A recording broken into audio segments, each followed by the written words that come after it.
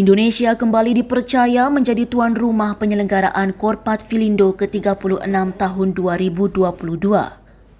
Panglima Komando Armada 2 Laksamana Muda TNI Tolhas Huta Barat, selaku Ketua Komite Perbatasan Indonesia, membuka secara resmi Coordinated Patrol Philippines Indonesia tahun ini di Manado, Sulawesi Utara, Selasa 5 Juli. Korpat Filindo merupakan patroli terkoordinasi bersama antara Angkatan Laut Indonesia dan Angkatan Laut Filipina. Kerjasama militer tersebut merupakan upaya kedua negara untuk menjaga keamanan perbatasan maritim dari kegiatan perompakan dan kegiatan ilegal lainnya. Patroli bersama dilaksanakan secara rutin 4 kali dalam 1 tahun, meliputi fase pelabuhan serta fase berlayar. Tujuan dibentuknya Komite Perbatasan ini adalah untuk memastikan terselenggaranya operasi patroli perbatasan dan kegiatan lintas batas tradisional di wilayah perbatasan kedua negara, serta mempercepat penyelesaian terhadap permasalahan yang timbul di area tersebut. Jadi latihannya di darat, kita berdiskusi, melaksanakan latihan, kita bilang table plot dan tabletop, lalu kita melaksanakan sea phase atau di laut.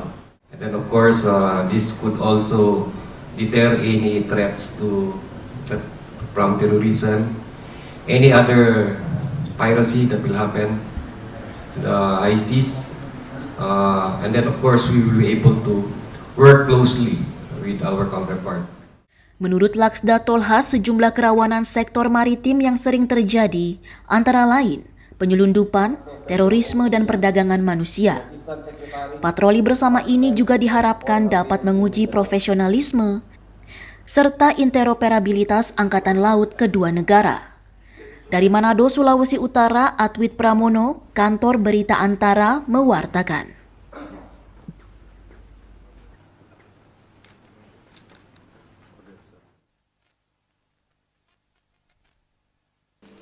Peningkatan peran audit dalam pencegahan dan penanganan korupsi akan menjadi prinsip tingkat tinggi yang akan diterapkan dalam Anti-Corruption Working Group. Hal tersebut disampaikan oleh Deputi Bidang Informasi dan Data Komisi Pemberantasan Korupsi KPK, Muhammad Hadiana, dalam konferensi pers Senin 4 Juli secara hibrida. Ia menerangkan nantinya menjadi dokumen kebijakan yang bersifat mengikat berbagai negara yang tergabung dalam G20. Lebih lanjut, Muhammad Hadiana menyatakan bahwa prinsip tingkat tinggi tersebut wajib dilaksanakan dan dilaporkan secara kontinu oleh seluruh anggota G20.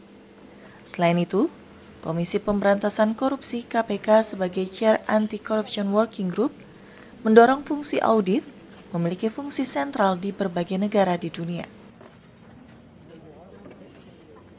Nah, KPK sebagai chair dari ACWG ini mendorong agar kedepannya fungsi audit memiliki peran yang lebih sentral dan diterapkan oleh para negara anggota G20 maupun dunia internasional dalam upaya pemberantasan maupun pencegahan korupsi.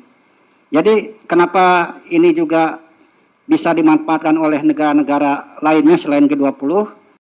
Karena G20 itu punya cita-cita untuk menjadi contoh gitu, atau teladan.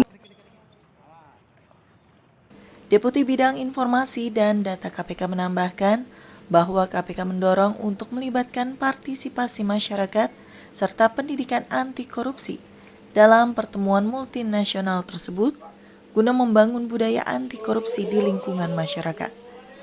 Adapun pertemuan Anti-Corruption Working Group G20 yang kedua dilaksanakan pada 5-8 Juli 2022 di Nusa Dua Bali dan sebelumnya telah diselenggarakan pada 28-31 Maret 2022 secara virtual. Tim Kantor Berita Antara mewartakan.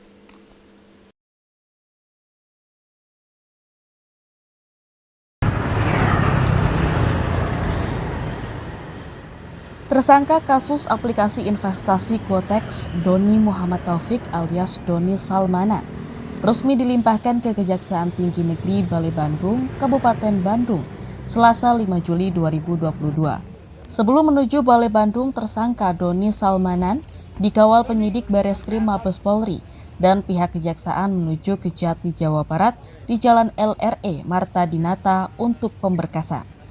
Doni yang datang mengenakan pakaian batik mengaku siap menjalani serangkaian persidangan dan memikirkan secara matang apa yang akan menjadi pembelaannya di meja hijau.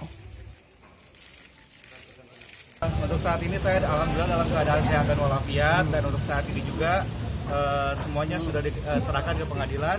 Jadi nanti untuk diadilinya nanti kita tunggu di persidangan. Ya mungkin sekian yang bisa saya sampaikan. Mohon ya saya serahkan semuanya ke proses pengadilan. Mohon maaf saya nggak bisa terlalu banyak ngomong gitu ya. Dan terima kasih. Assalamualaikum warahmatullahi wabarakatuh. Persiapannya gimana, Kang? Sehat-sehat. Persiapannya sudah dipikirkan secara matang. Jadi kita nunggu saja nanti pasti pengadilan ya.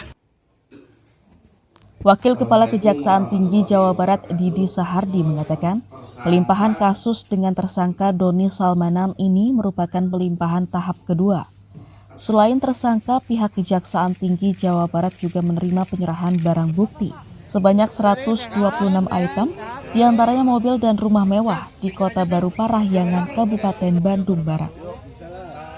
Kejaksaan Tinggi Jawa Barat menerima penyerahan tahap kedua atau penyerahan tersangka dan barang bukti atas nama lengkapnya Doni Muhammad Taufik alias Doni Salmanan, yaitu diantaranya berupa 2 unit rumah mewah yang terletak di Kota Baru Parahyangan dan Soreang, 1 kendaraan roda 4 merek Pos 911 Carrera 4S warna biru nomor register B38 MUH, 1 mobil Lamborghini warna biru muda nomor pol B8888 YUU, dan 1 mobil BMW 840i warna abu gelap dop nomor pol B1416 CAB.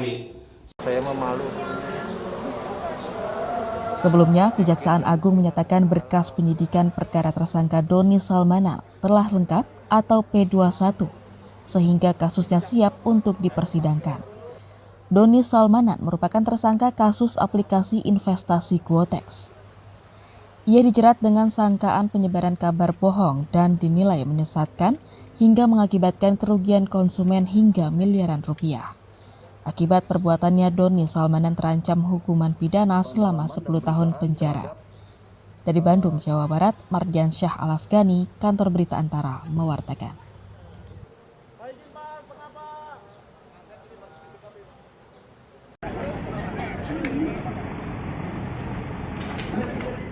Kepolisian Daerah Sulawesi Tenggara, Polda Sultra memusnahkan barang bukti narkotika jenis sabu-sabu seberat 4,2 kg di halaman Polda Sultra Selasa 5 Juli 2022. Sabu-sabu tersebut merupakan hasil pengungkapan sejak Januari hingga Juli 2022 dari tangan 7 tersangka. Direktur Reserse Narkoba Polda Sultra, Kombes Pol Bambang Cahyo Bawono, mengatakan pemusnahan ini dilakukan untuk mencegah terjadinya potensi-potensi terhadap penyalahgunaan ulang barang bukti, terutama pada proses penyidikan sampai diproses di pengadilan. Barang bukti yang dimusnahkan gabungan dari pengungkapan Direktorat Reserse Narkoba Polda Sultra Jaringan Sumatera Utara yang diselundupkan melalui jalur udara dan pengungkapan Polresta Kendari.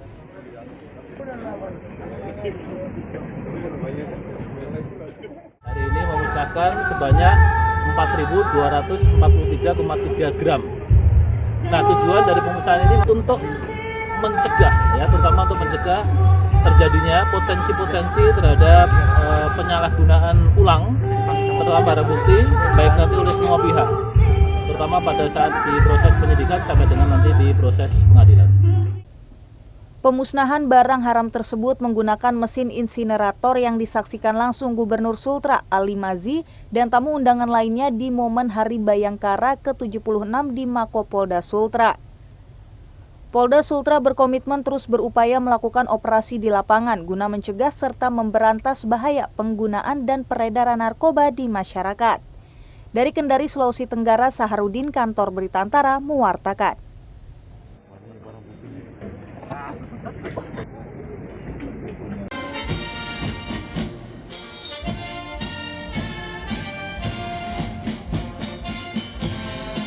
Presiden Republik Indonesia Joko Widodo meminta agar institusi Polri mampu menjalin komunikasi publik dengan baik guna meningkatkan kepercayaan masyarakat terhadap Polri. Hal ini disampaikan Presiden Jokowi saat upacara puncak hari ulang tahun ke-76 Bayangkara di lapangan Bayangkara Komplek Akademi Kepolisian Akpol Semarang Selasa 5 Juli 2022. Presiden Jokowi juga berpesan agar seluruh personil Polri lebih berhati-hati dalam bekerja, karena setiap kesalahan atau kecerobohan yang dilakukan polisi maka akan menurunkan tingkat kepercayaan masyarakat terhadap institusi Polri. Bahkan pesan khusus disampaikan Presiden Jokowi untuk kemajuan institusi Polri, seperti diantaranya Polri diminta tetap siaga dalam penanggulangan COVID-19, serta polisi harus lebih maju dan berinovasi dalam penguasaan teknologi guna menunjang kinerja. Dalam HUT ke-76 Bayangkara kali ini, Presiden juga memberikan tanda kehormatan Bintang Bayangkara Nararya kepada 3 anggota Polri yang telah berjasa memajukan dan mengembangkan institusi Polri. Setiap kecerobohan apapun di lapangan, sekecil apapun, itu bisa merusak kepercayaan masyarakat terhadap institusi Polri. Oleh karena itu, bekerjalah dengan hati-hati, bekerjalah dengan presisi. Selain dihadiri pejabat tinggi kepolisian dari Mabes Polri seperti Kapolri Jenderal Polisi Listio Sigit Prabowo hingga pejabat tinggi Polda jajaran dari seluruh Indonesia, upacara HUT ke-76 Bayangkara di Akpol Semarang juga dihadiri Panglima TNI Jenderal TNI Andika Perkasa dan sejumlah Menteri Kabinet Indonesia Maju, serta Presiden kelima Republik Indonesia Megawati Soekarno Putri, dan mantan Wakil Presiden Republik Indonesia seperti Tri Sutrisno, Hamzah Has, dan Yusuf Kala. Peringatan HUT ke-76 Bayangkara semakin meriah dengan adanya atraksi terjun payung oleh 41 penerjun dari personil TNI dan Polri, hingga pertunjukan tari-tarian yang menggambarkan keberagaman seni budaya Indonesia. Dari Semarang, Jawa Tengah, Suryo Wicaksono, Kantor Berita Antara, mewartakan.